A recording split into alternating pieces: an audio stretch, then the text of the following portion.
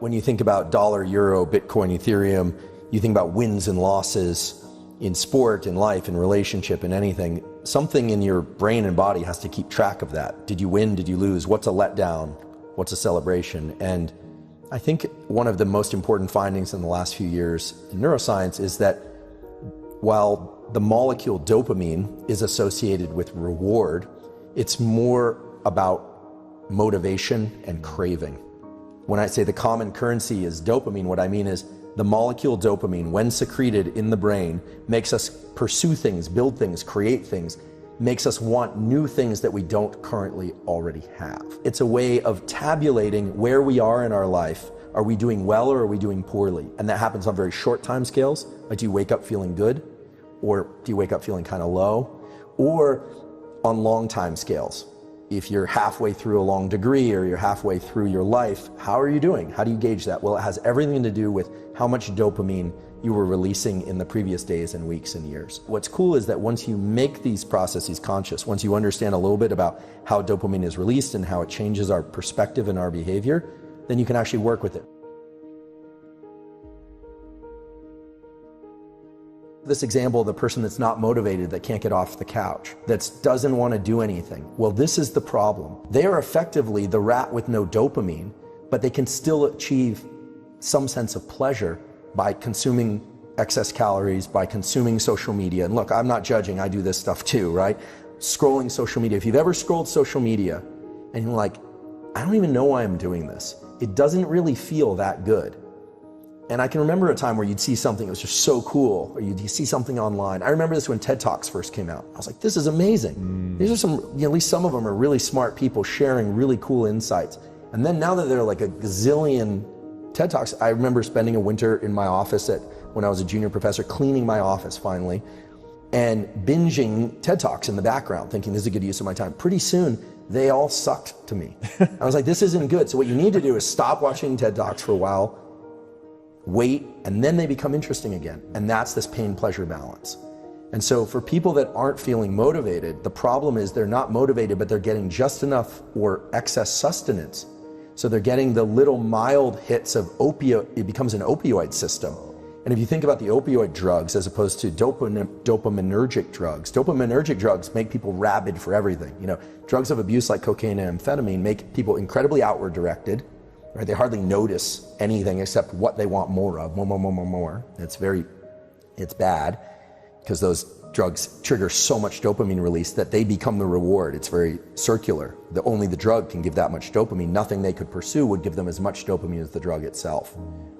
So there's that, and then there's the kind of opioid-like effects of constantly indulging oneself with social media or with video games or with food or with anything, to the point where it no longer evokes the motivation and craving. And this is really the new evolution of the understanding of dopamine in neuroscience, which is that dopamine itself is not the reward. It's the build-up to the reward. And the reward has more of a kind of opioid bliss-like property, which itself is not bad if it's endogenous, released from within. But when we can just sit there like the rat with no dopamine, gorging ourselves with pleasures, so to speak, what you end up with is somebody that feels really unmotivated, and those pleasures no longer work to tickle those feel-good circuits. And so there's no reason for them to go out and pursue anything. And that's a pretty dark picture. So the keys are to pursue rewards, but understand that the pursuit is actually the reward if you want to have repeated wins, okay? The celebration has to be less than the pursuit. And that's hard for some people to do. If you can start to identify the craving as its own internally released drug, this thing dopamine, that is a source of motivation, then what you realize is that capturing the reward is wonderful, but attaching dopamine to the reward is actually a little bit dangerous. Celebrating the win more than the pursuit, it actually sets you up for failure in the future. And so this gets us right into something called dopamine reward prediction error. And reward prediction error is basically if you expect something to be really great and then it's not quite that great, your dopamine baseline lowers. And now understanding what we know about dopamine, that means that not only did you feel as if you lost because it wasn't as much a celebration as you thought it would be, but it also means that you're starting from a lower place, meaning you are less motivated. Anytime you have a bunch of dopamine and you're in pursuit, after you achieve a win, now this could be a business win, a relationship, a win of any kind, but inevitably there's going to be a tipping back of the scale on the pain side.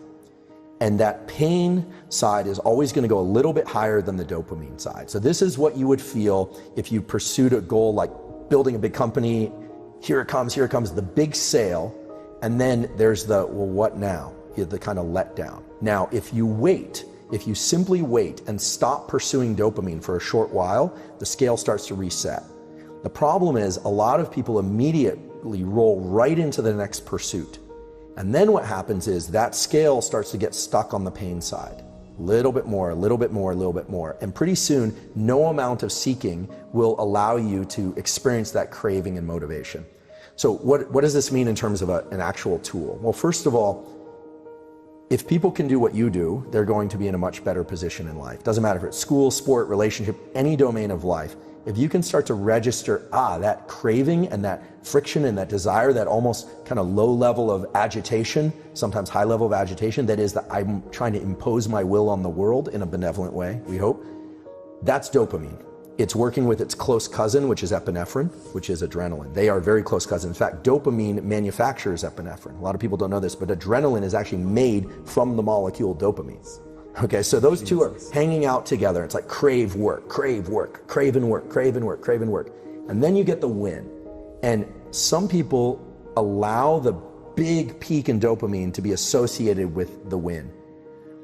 And smart people learn to adjust their celebration internally, right? This is all internal. You could throw the biggest party in the world, but as long as you're kind of laid back and looking at this, not letting yourself get manic crazy, you won't necessarily crash as hard, and pretty soon your system will reset. So that you take the day, you clean up the dishes, you relax, you go, what now? I'm feeling a little low. Well, rather than going out and spiking your dopamine again, just wait. Understand that the scale will reset again. Give yourself a few days where you're going to feel a little kind of underwhelmed. Things aren't going to be as interesting.